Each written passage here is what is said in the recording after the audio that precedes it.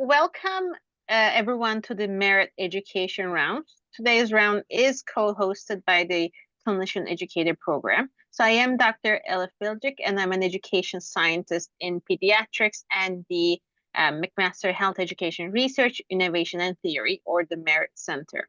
Now, the Merit Center is an education services center in the Faculty of Health Sciences dedicated to advance health professions education scholarship, with a vision to grow a community of scientists and clinicians to advance health professions education through research and applied science. And although today's education round is virtual, many of us in this event are connected by the land on which we work. So I take this time to recognize that McMaster University is on the traditional territory shared between the Haudenosaunee Confederacy and the Anishinaabe Nations, which was acknowledged in the Dish with One Spoon Wampum Belt. That wampum uses the symbolism of a dish to represent the territory, and one spoon to represent that the people are to share the resources of the land and only take what they need. Before I introduce our esteemed guest today, I will leave the floor to Dr. Tong to say a few words about the Clinician Educator program. So please go ahead. Thank you so much, Elif. Hi, everyone. Thanks so much for coming to Rounds today. I am the program director for the Clinician Educator program, a pan-Canadian area-focused competency diploma program to train physicians in becoming leaders in health professions education. So the CEP is accredited by the Royal College of Physicians and Surgeons since 2015. The Master CEP program launched in the same year, and is the first site of that program. Since then, another site had been launched in Saskatchewan, and there are a number of other institutions who are currently planning to launch their own site as well, based on our model. We're the only site at this moment that's open to all applications across Canada, from senior trainees and practicing physicians in both Royal College as well as College of Family Physicians to join as learners. We have a strong history of collaboration with Merit.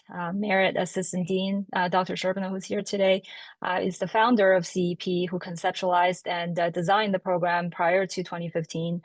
Today, many Merit scientists and scholars are cross-appointed with the CEP program as faculty, many of whom are also previous graduate from the program, including some who are here today. We value our partnership with Merit in building a community that innovate and lead in health professions education. We appreciate the opportunity to collaborate with Merit in bringing international perspectives on HPE to our community, like our esteemed speaker today. We open to applications every year.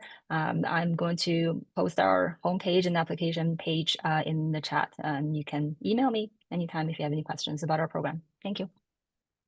Great, thank you so much, Catherine. So just to go back to our sort of speaker today. So the title of today's education round is Fail Forward, Harnessing Strategies for Enhanced Student Competency and Success. And we have Dr. Veena Singaram as our speaker. Professor Singaram directs the Health Professions Education Unit at University of KwaZulu-Natal's College of Health Sciences. She holds a doctorate in Health Professions Education from Maastricht University and a fellowship from the Foundation for Advancement in Medical Education Research. She received the Karolinska Institute's K-Prime Fellowship and the Distinguished Educator Award from the Southern African Association of Health Professions Educationalists.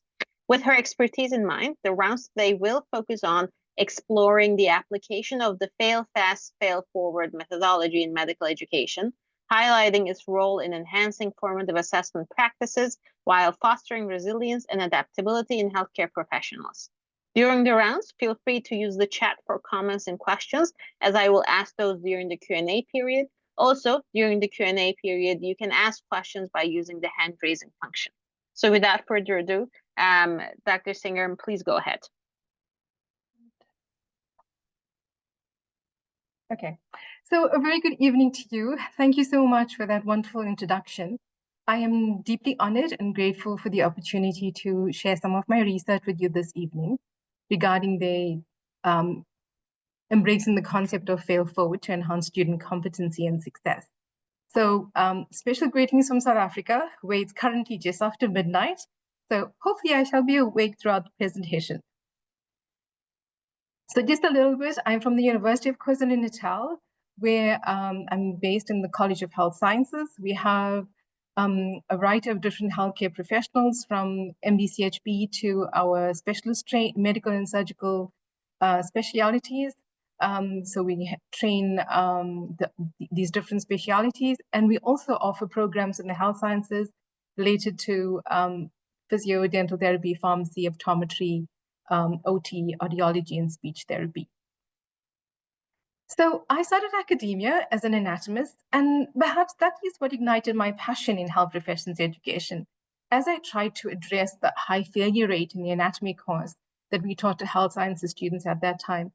It was then that as I tried to engage with the pedagogy of health professions education, that I realized that there was so much more to understand about optimizing teaching, learning, and assessment to nurture student success and competence.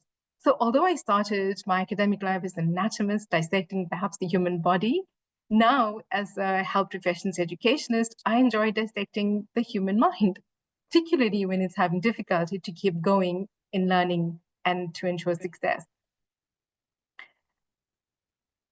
When I discovered that health professions education was an established discipline in the global north and just emerging in the global south, I decided to develop my scholarship to strengthen health professions education in South Africa. And my institution has just set up a health professions education unit. So as you can see, we're playing catch up. Hence, health professions education is a relatively new field in South Africa. So I feel like currently I'm a one-woman band making lots of noise to get us going while juggling many things. Today, my presentation is on some of the work related to harnessing strategies for enhanced student success in health professions education training. In Africa, we have a proverb, it takes a village to raise a child. But sadly, when this child comes to medical school with high aspirations and having successfully achieved the entrance requirements amidst great challenges, but doesn't make it at medical school, this child is actually sent back to medical school with nothing but a debt. And that really bothers me. So I feel strongly that we need to do more than just adjust our admission criteria to ensure our disadvantaged students got a place in healthcare training. This is important as we need to redress the imbalances of our past inequalities in South Africa, and also to address the critical shortage of doctors in our rural communities. In a longitudinal study of demographic influences on medical student assessment scores, we found that, unfortunately, race, language, sex, age, and financial status were generally perceived and have been measured to be significant and sometimes crippling issues for learners. Students who attended the state or government schools had significantly lower fortitude than those who have attended private or ex-Model C schools. These findings actually may be attributed to the fact that these private and ex-Model C schools have greater infrastructure and resources and much more lower teacher-to-student ratios than high schools.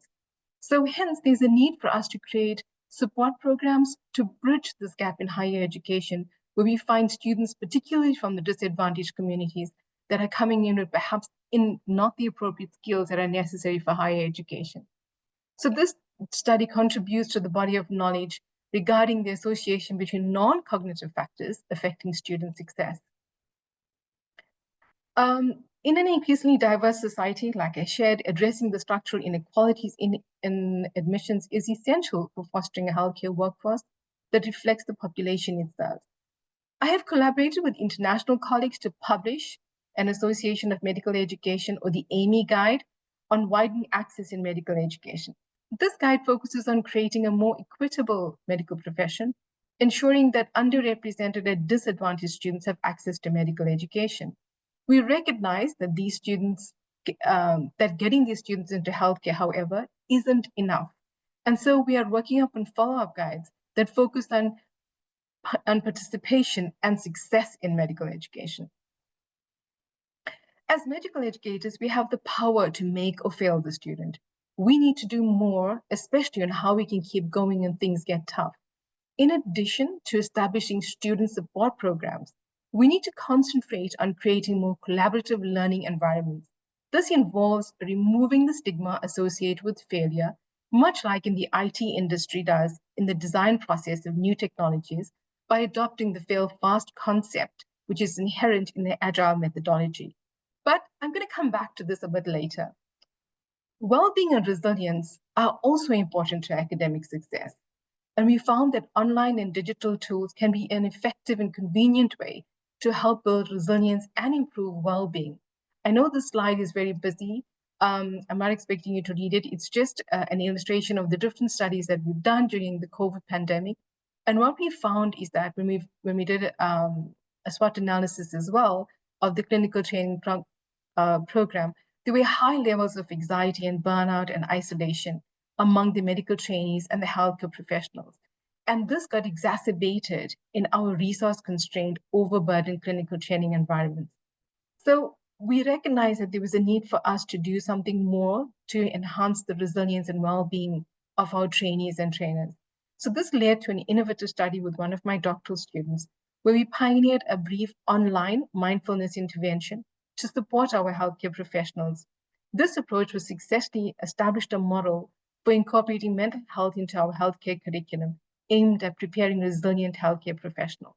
So just to share with you just a few snippets of some of the pictures that we shared in the Photo Voice paper that depict the transformation from overwhelm on the right-hand side, or rather your left-hand side of the screen, to well-being among the healthcare professionals. And this was, a very short online course that was able to achieve this. So I don't want to leave you only with that feeling. So I also want to share with you that during that time, we also had an opportunity to showcase Ubuntu, which is an African philosophy, showcasing our interconnectedness. And I'm going to give you a small snippet of the dance that occurred when we did the Jerusalem dance challenge amongst our teams to create the spirit during the pandemic.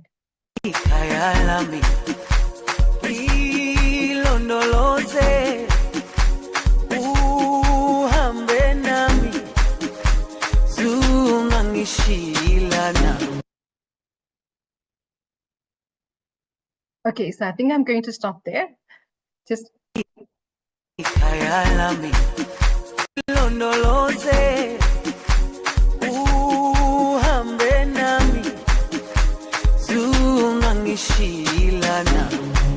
Jerusalem, ikayalami, ilondoloze, uhambe nami, zungangishilana, dawo yami, ayikholana.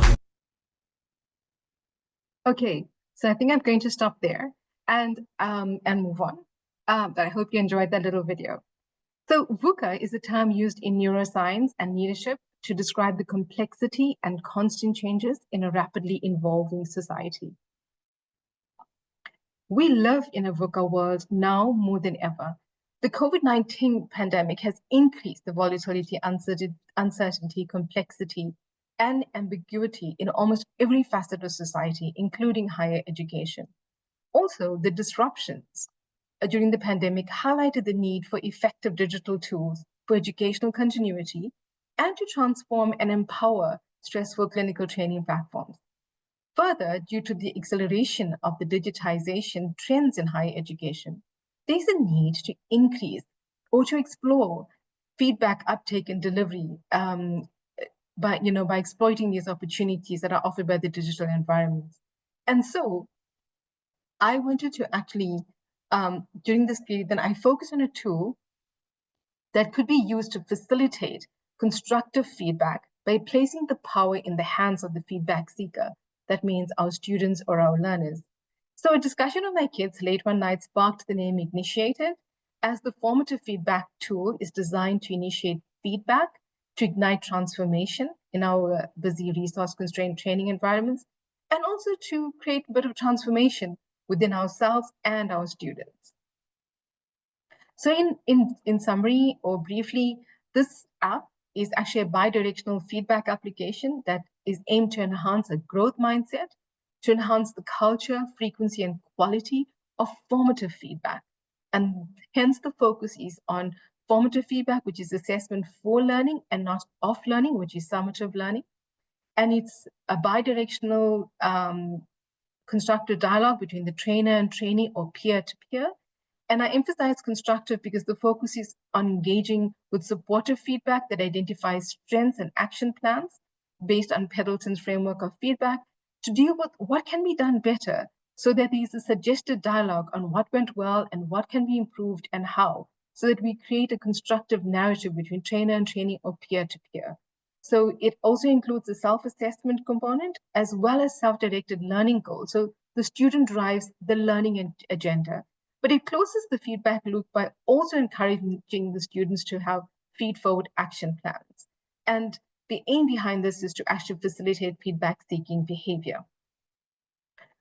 And the reason for focusing on this is because and I'll come back to more details about the app, but I want to share some of the underlying principles that guided the development of the app. As I realized that although tools are important to change mindsets, to foster, although tools are important, what's more important is to actually change mindsets so that we can foster a trusting relationship that is essential to create a constructive feedback culture. So globally, clinical education has moved to a competency-based model, and this has placed increased importance on work-based assessments or workplace-based assessments, which we have researched in our setting and currently have a national rollout of doing that across the different medical and surgical specialities. But the success of these interventions, we found, is highly dependent on respectful relationships for feedback to be effective. So at the end of the day, what's crucial is that feedback is key to developing successful, competent healthcare professionals, but is also very dependent on us ensuring that the learning environment is appropriate and that trusting relationships are in place. So it is important for us to recognize that we need to grow our self-directed learners in order to do this, formative assessments or formative assessment feedback is an essential aspect in developing our professionals' lifelong learning and reflection skills. So students become self-regulated learners by becoming agents of formative assessment practices, either through peer assessment or self-assessment. Clinical workplaces, as we know, can be hectic and dynamic learning environments, and they require students to take charge of their learning. But this is dependent on us educators to nurture and encourage our students to embrace a growth mindset. So for that to happen, we ourselves as educators need to have an open mindset, and we also need to learn to, as Wayne Dyer mentions, if you change the way we look at things, the things we look at will change. So we need to view our learners and the learning process differently. And so one of the other principles that, one of the other areas that I delved into was understanding or bringing in the concept of neuroplasticity, which there's been lots of research in this area recently, and the concept of neuroplasticity has found that practical implications for learning and growth and the fail-fast methodology, especially in educational and developmental context.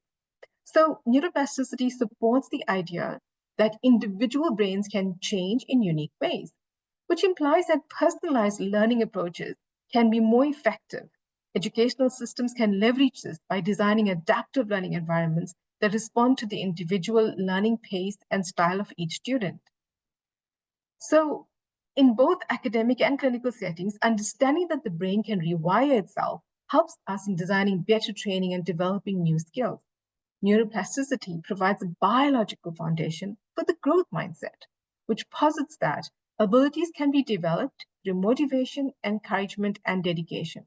This understanding can encourage learners and professionals to embrace challenges, persist to face setbacks, and set forth on a path of mastery. In the workplace, neuroplasticity implies that continuous professional development can physically alter brain structures to support new skills and behaviors, making a case for ongoing training and learning as part of career development strategies. So Carol Dweck is actually the guru behind the growth mindset, and is so she is the growth mindset is a concept that was actually coined and well researched by Professor Carol Dweck, who found that a major differentiating factor between people in terms of intelligence, potential, and success is their mindset. I particularly love that she found that what inspired this mindset in students was being assessed as not yet instead of failed. And this is a really important thing to remember as we're starting to think about the growth mindset. So I'm currently involved in a major national project, as I shared, where we're formalizing work-based assessments and entrustable professional activities across the healthcare training, which I think embraces this principle of not yet. As students are ranked, as opposed to being assessed, on their level of competence as they developed expertise.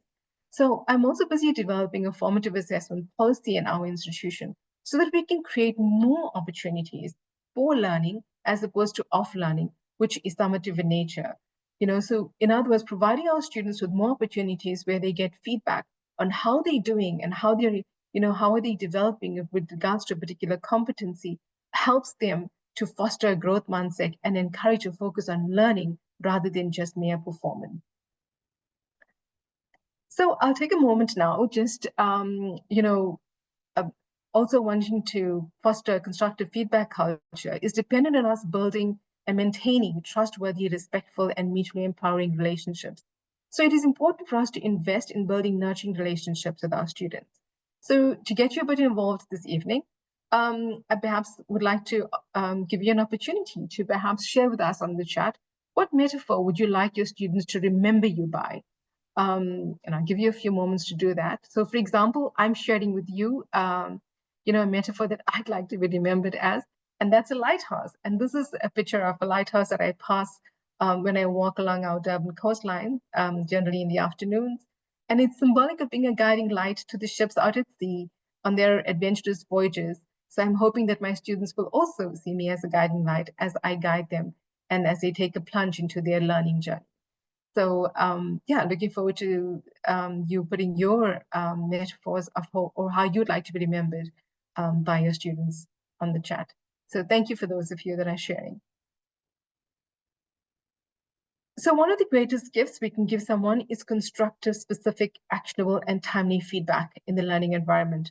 But one of the greatest gifts we can give ourselves is to make it easy for others to give us feedback. In a SWOT analysis that we conducted on the clinical training environments, we found that there's a lack of constructive conversations. And this exacerbated, particularly during the pandemic, the feelings of abandonment, helplessness, and fueled fear. So this research also demonstrated that learners have different transformative learning capacities and that not all learners may resolve disorientating dilemmas simultaneously. And this transformative learning we know is advocated by Ms. Rao, who actually indicates that students actually, or one transforms and one goes through a disorientating dilemma or a tension between old and new values. And many of the students thrived in this environment, those that had a growth mindset, but we actually found that students that didn't needed a lot more time before they could actually embrace and adapt and also then become more resilient and thrive in these environments.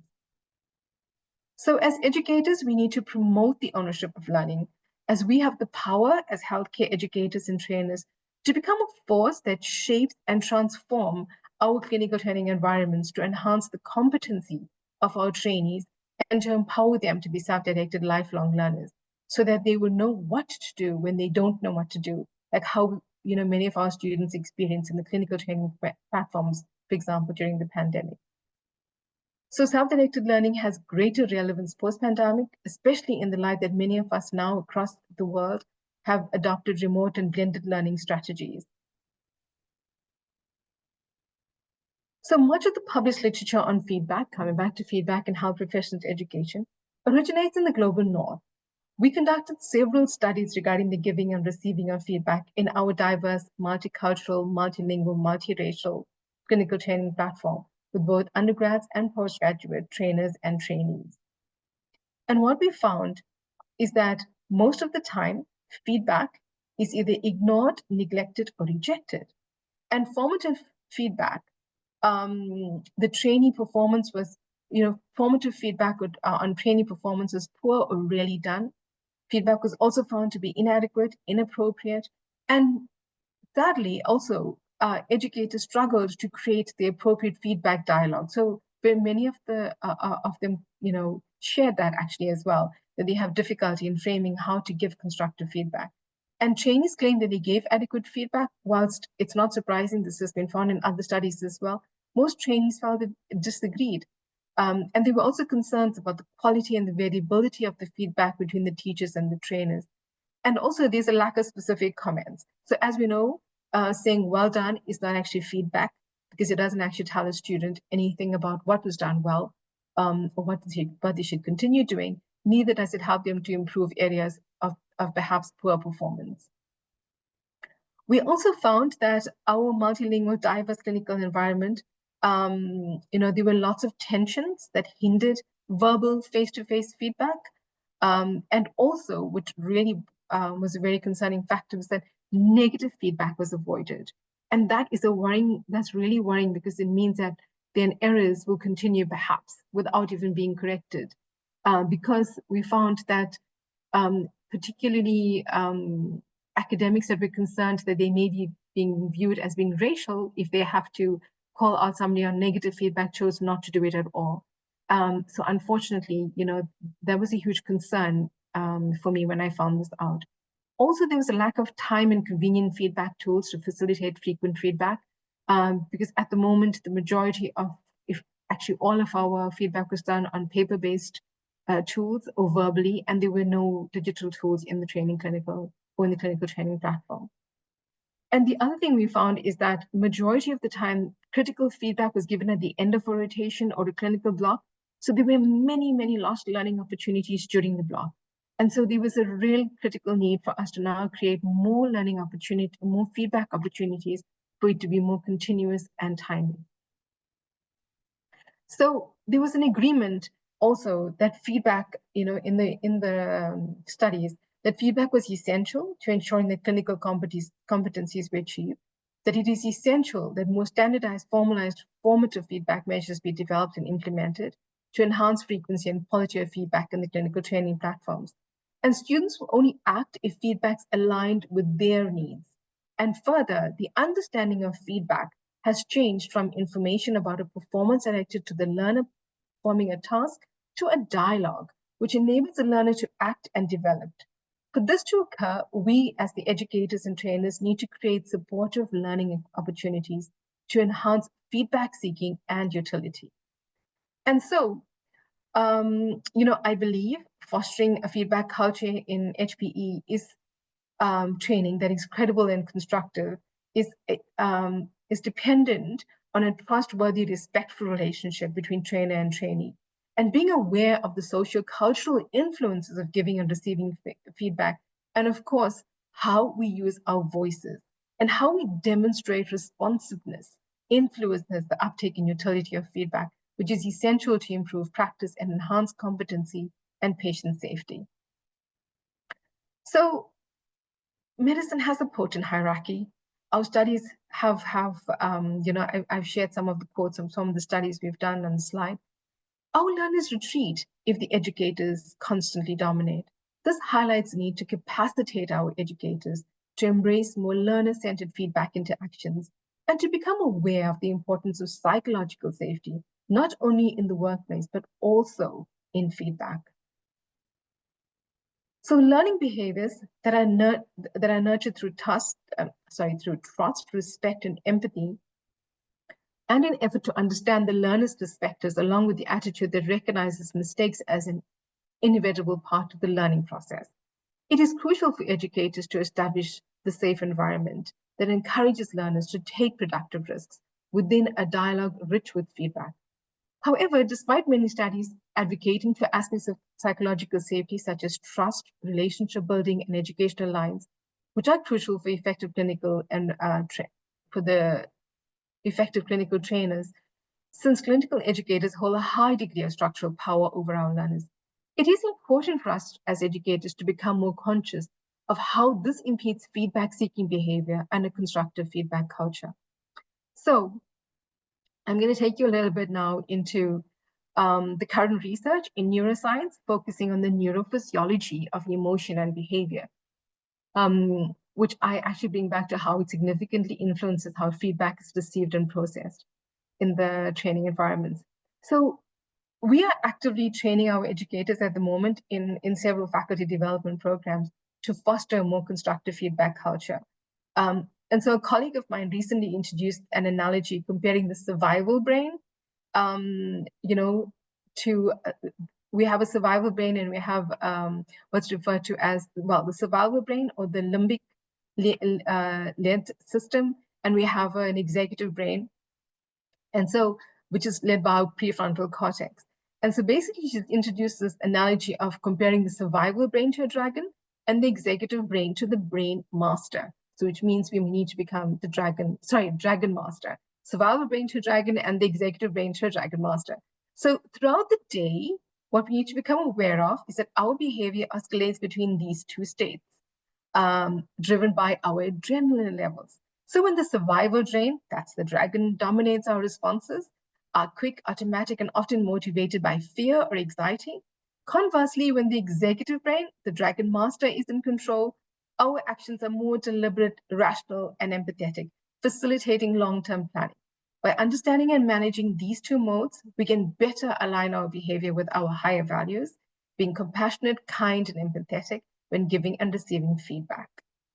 So, if you're interested in doing a very quick 5-minute assessment to get an idea of which part of the brain you use in most in stressful situations, like the busy clinical training environments, here's the QR code for a website for the Saboteur Survey by Shehzad Jamain, which is designed to help individuals identify which of their saboteurs are most active in their lives, providing insights into negative patterns that affect their actions and relationships.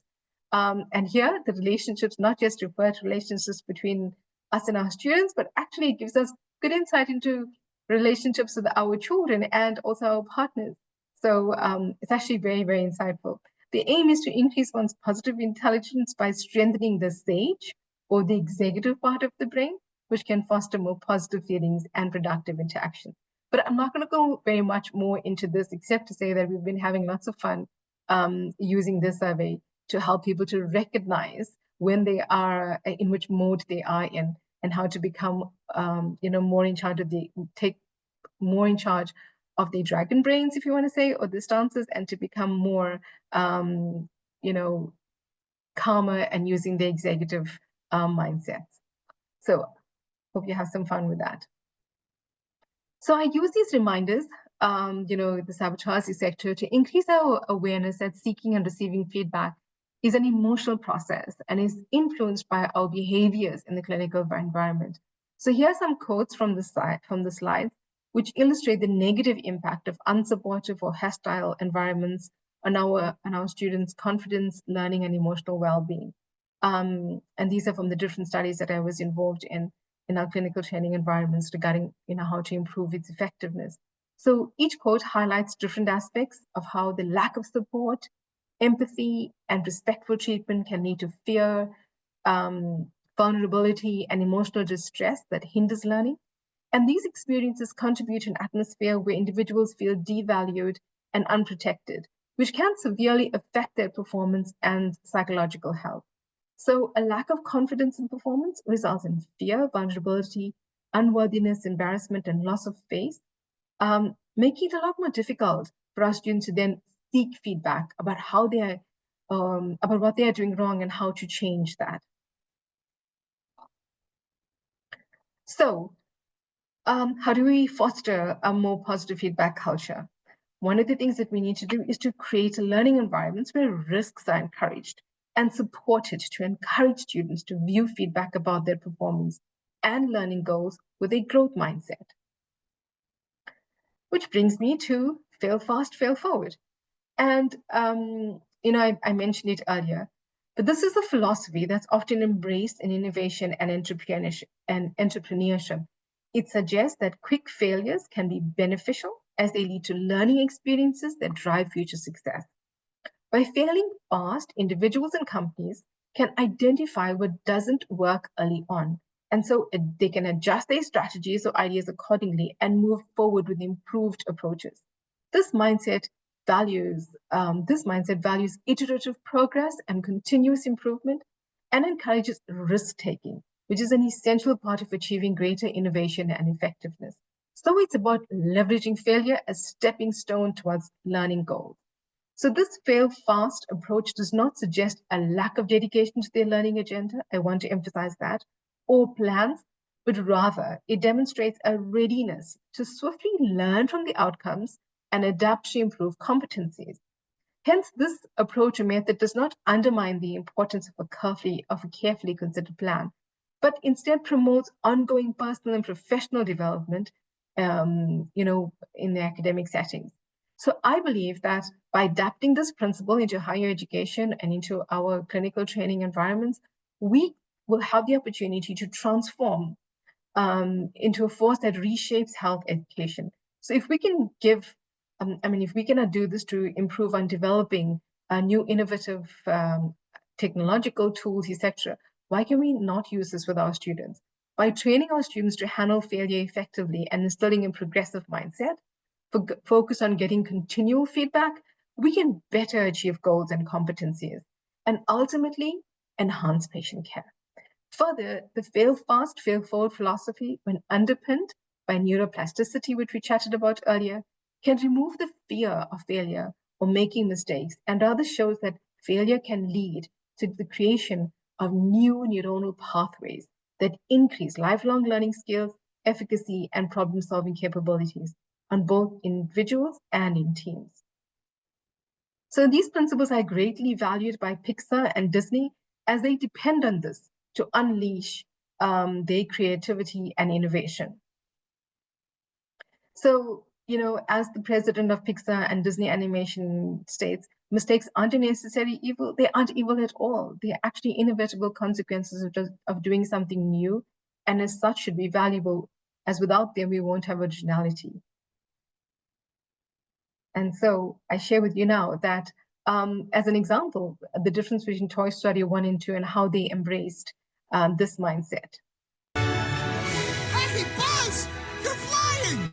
This isn't flying, this is falling with style.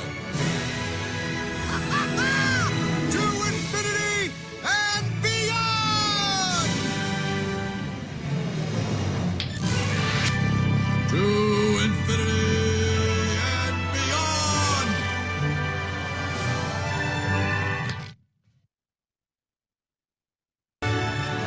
Hey, So this brings me to the next part about feedback, which is based on the current literature. The most dominant form of feedback is unidirectional and is initiated by the trainer rather than the trainee.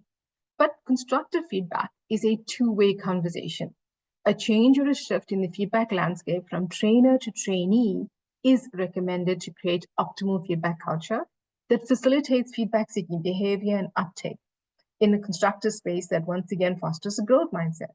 So both student and teacher need to have a purpose and responsibility in the feedback relationship. And so embracing these principles is what I used to develop the feedback app that I've called Initiated, which is to initiate feedback to ignite transformation.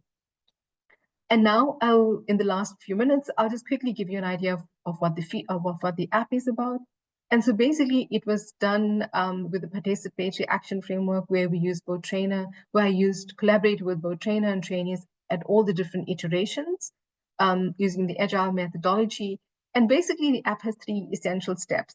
With step 1, the trainee initiates feedback and completes a self-assessment before they seek formative feedback from the trainer. And then the trainer assesses and provides feedback to the trainees. And the last step is where the trainee reflects on the feedback and gives feedback on the on the feedback received to the trainer. And then to close the feedback loop, this process of here actually closes the feedback loop by promoting a culture of lifelong self-regulated learner. And as you'll see as I go further, encouraging the students to take more chances of their learning, seek more feedback by embracing a growth mindset where they see feedback as something that's going to help them to get better, as opposed to how it is often viewed by our students, where sometimes it's taken as bad news, and so they close up and they avoid feedback. So students register on the app, upload a picture of themselves so we know who's on the app, and they can invite colleagues. And they can choose, so in this part of the app, the students choose the learning encounter that they would like to get feedback on. And this could either be, whatever it is, a procedure, a skill, or a case, or an EPA. for that matter. And then they would then spend time describing the feedback encounter and what it is.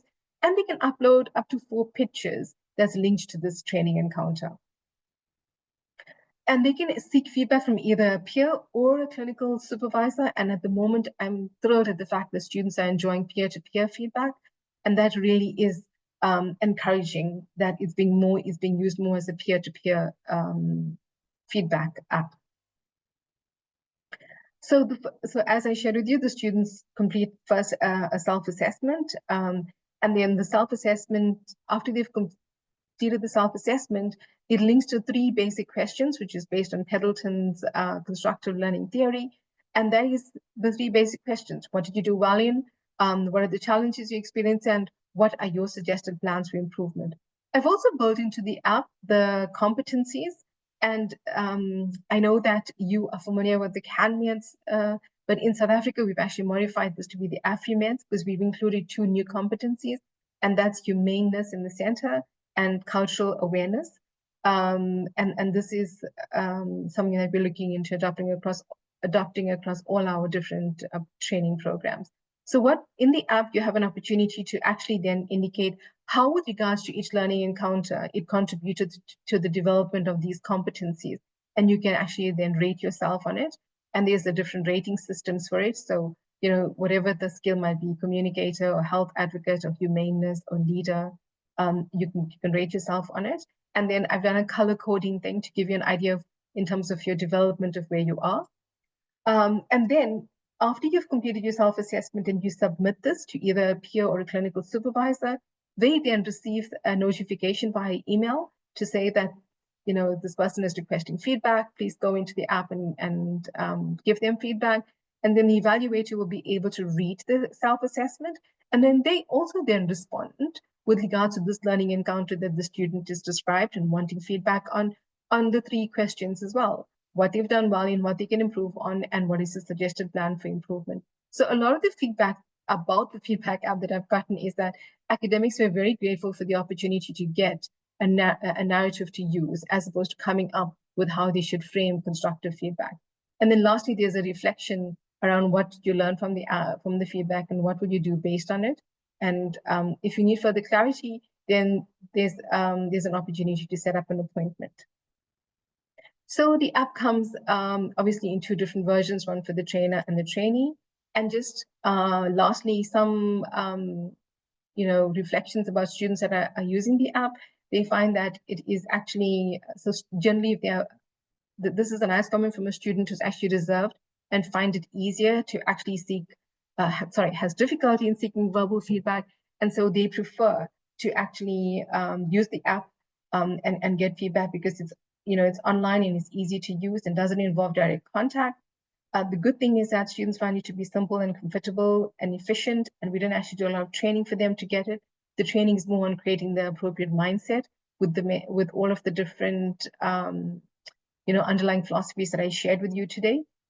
The other is that students, which is very encouraging, enjoyed the self-assessment as it helps them to reflect.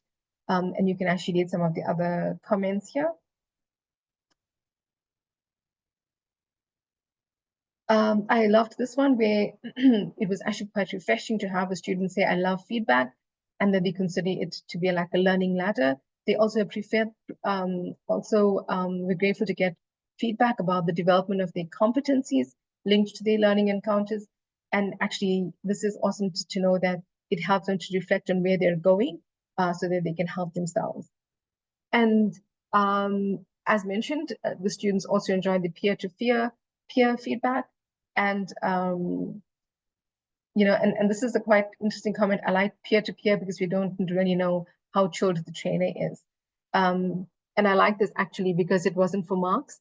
So you took away the feeling of anxiety from getting feedback. And naturally, it's in line with the current generation where they prefer technology. So on a last note, I end with my final video today and how we can make a difference one at a time.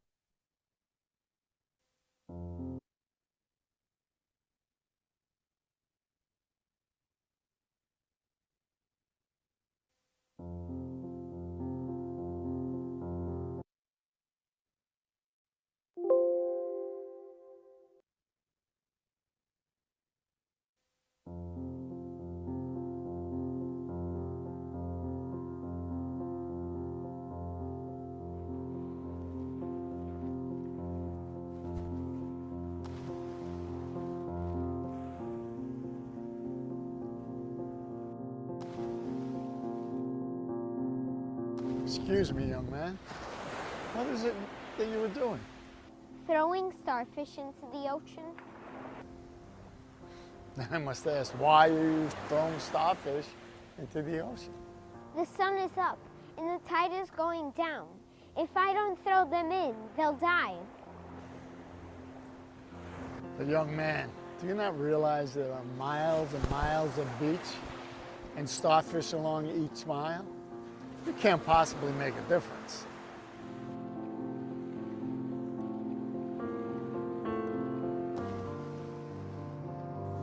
It made a difference for that one.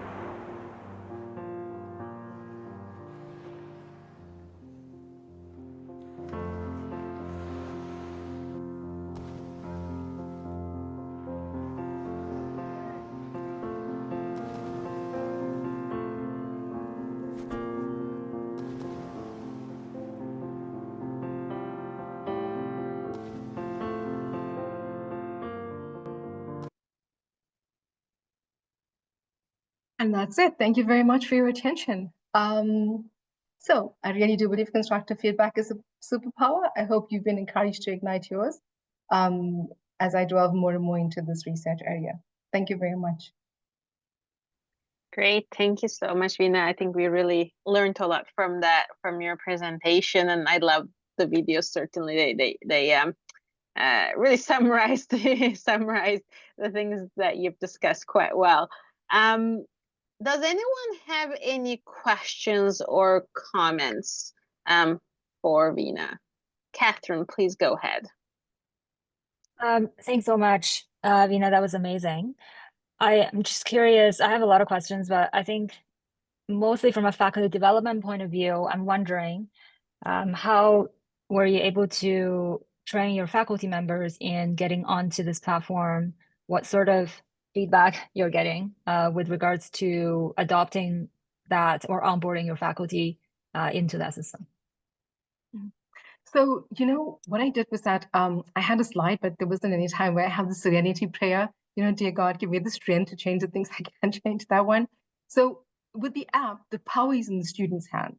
So in other words, the student has to make the first move and they have to ask the faculty for feedback.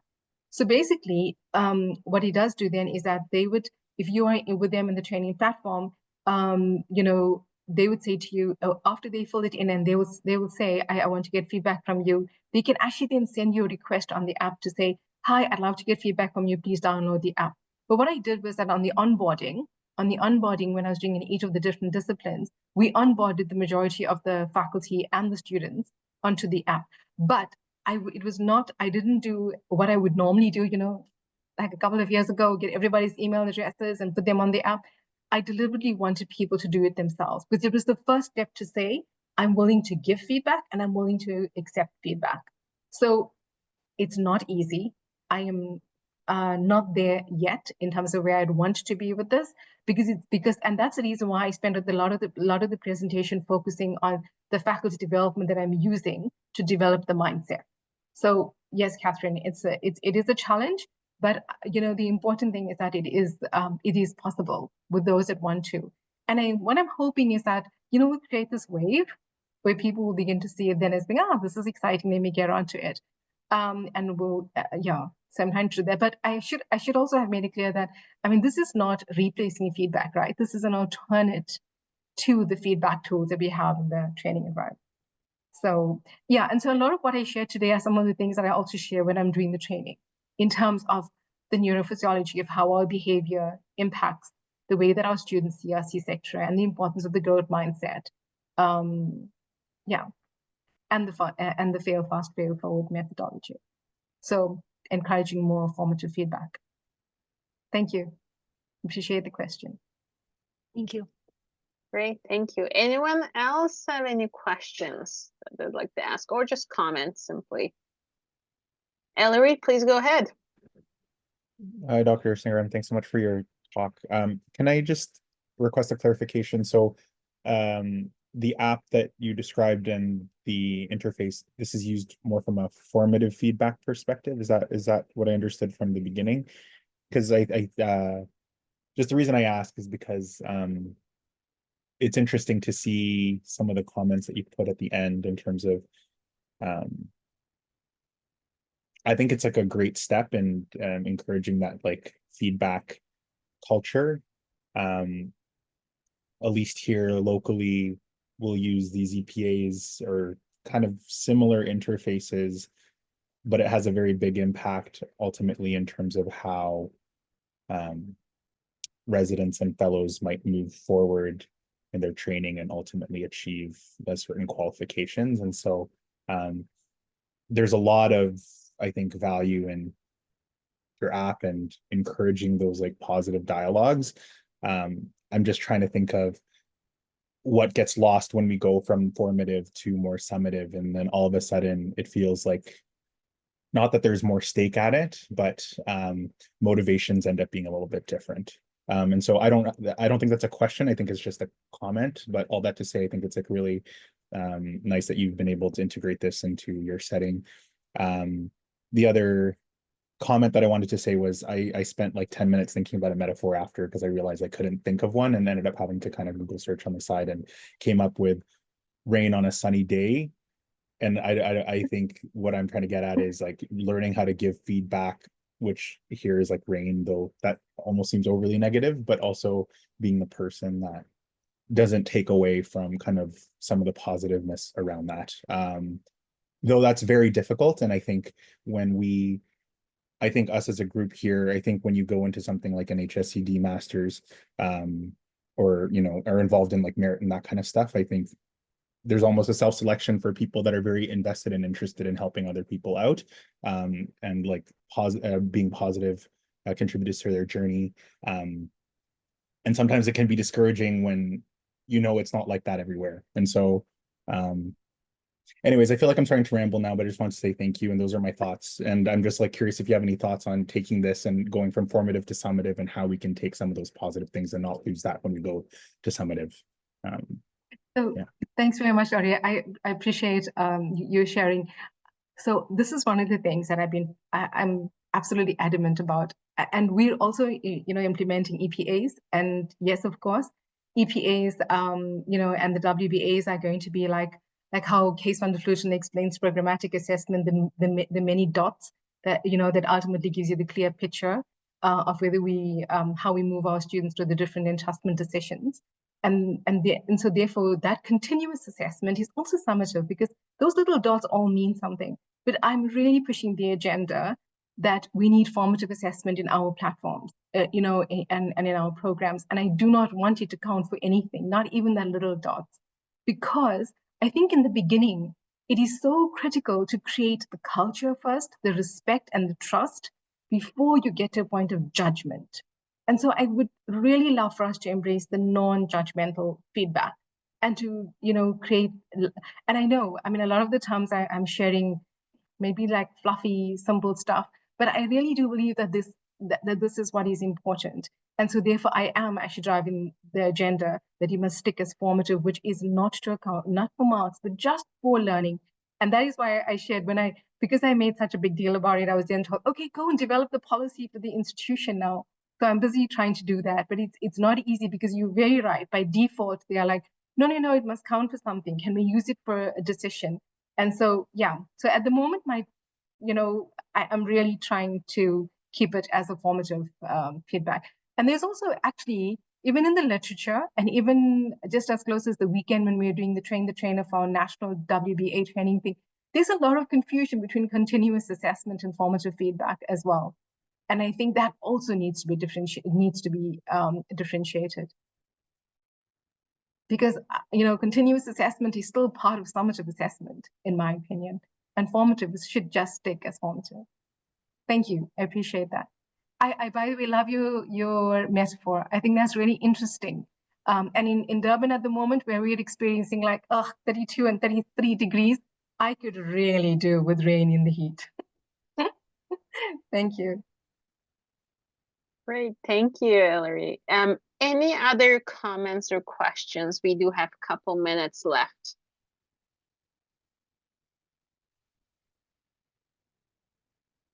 Maybe if it's okay, I can just add one thing to what Ellery was saying and what Dr. Singaram just referred to.